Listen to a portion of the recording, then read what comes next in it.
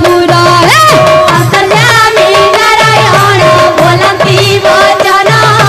दूर कर चित तव हे देवगण अंतर्यामी नारायण बोलती वचन दूर कर चित तव हे देवगण रथरे बसाई कंस भगिनी जमता रथरे बसाई कंस भगिनी जमता शून्य मार्गे बुलाइल कहे गर्व कथा शून्य मार्गे बुलाइल कहे गर्व कथा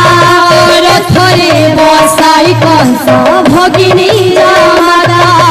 रथरे बसाई कंस भगिनी जमता शून्य मार्गे बुलाइल कहे गर्व कथा शून्य मार्गे बुलाइल कहे गर्व कथा ए समय दैववाणी शुभे घन घन ए समय दैववाणी शुभे घन घन ए समय दैववाणी शुभे घन घन देवकी अष्टम पुत्र तो मरण